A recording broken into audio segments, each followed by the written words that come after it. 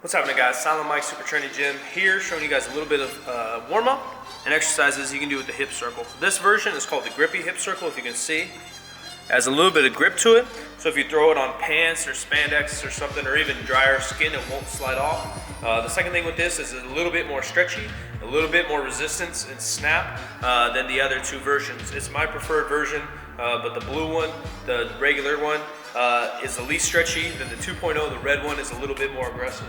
Basic routine goals are to keep those toes straight, force your knees out, and you can just walk. Just walking back and forth, forwards, backwards. Basically, it'll just turn on those glutes. What we're looking for is external rotation of the hip, and then also hip extension to warm up our glutes and our lower body. So I'll do this on both my deadlift day, squat day, and sometimes my bench day to warm up to get in the proper position. Side blocks, leading with your knee. Make sure not to lead with your ankle. That's not going to do the same. We're going to lead with our knee.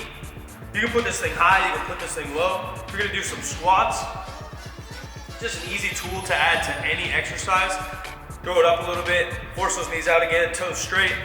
Easy air squats. As many as you want. You can see sideways. I'm just forcing those knees out. As I mentioned before, you can do this with any exercise. A lot of people will do something called a banded good morning to kind of warm up their hips. When people mean hips, they mean their glutes. When we're talking glutes, there's kind of two main movements it does. External rotation of the knee, forcing the knees out, and then also hip extension, extending the hips forward. So by adding the hip circle to a banded good morning, you accomplish both those things at the same time. I'm gonna be forcing my knees out. I just got a regular band here. You can get them in Rogue Fitness. Force your knees out, hips back. 2 to 3 sets of 20 or so. Get moving, breaking that motor pattern of both a deadlift and a hip squat. Remember, toes straight, screw your feet into the ground, grab the ground with your feet, screw your feet in, force knees out.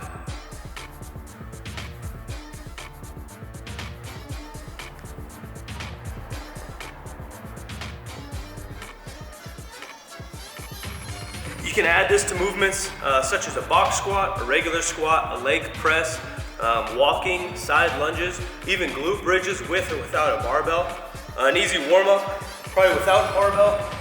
Just get your upper body set on any kind of bench.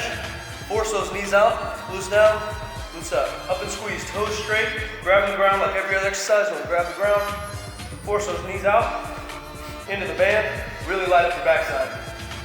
All these exercises can be performed with or without weight. If you're gonna do a barbell squat, I recommend using 40% or less of your max. If you're gonna implement the hip circle, glute bridge is a little bit safer. You can push the weight a little bit.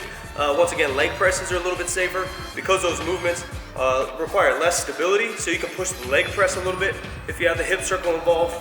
But squats, I would do a little bit, 40% or below.